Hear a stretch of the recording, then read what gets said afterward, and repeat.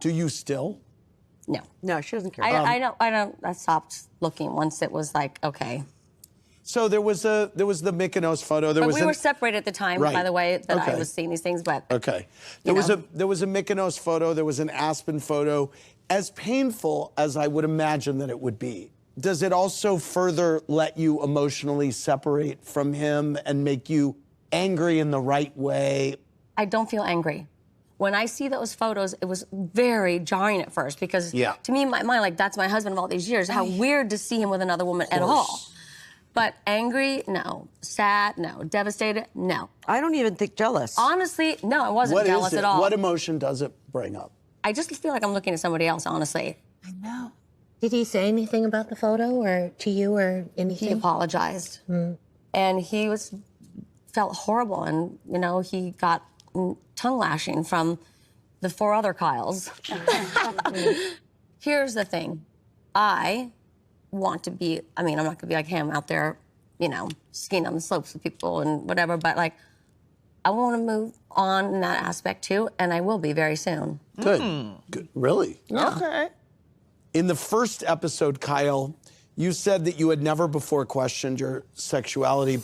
I was still figuring things out myself. I still am. What I said last time we were all together was so much for me to say, I couldn't believe I even said that. I have never, ever questioned my sexuality in my life, ever. But when public speculation went into overdrive, you started to question things, and that you would even talk to your daughters about it. Tell me about that.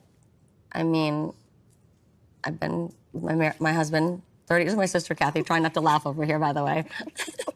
Is that funny to you, Kathy? No, it's just... She's like, let her get it out of her system. It's a lot. It's a lot. It's a big pill to swallow. Okay. Well, so, no, what I meant by that was, you know, people started, oh, my God. Okay, let's get it out of the system. I'm going to get kicked off.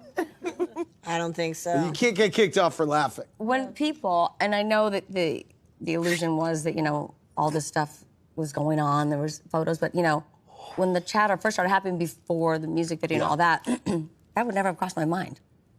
Anything like that, ever in my life.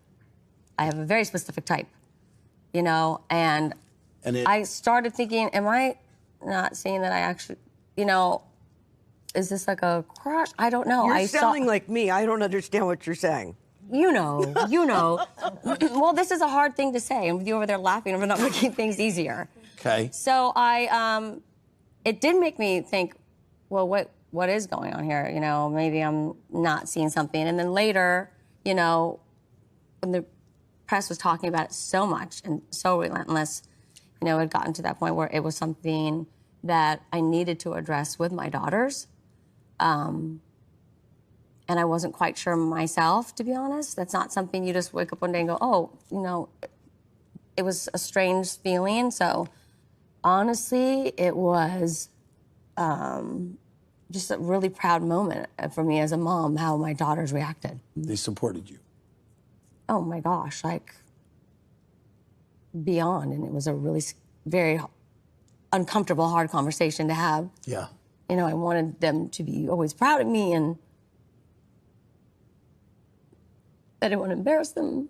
What? I talked to my girls about it, and they were like, Mom, it's 2000. Anyway. You told your girls you may be a lesbian too? No, I didn't say I was saying, Oh.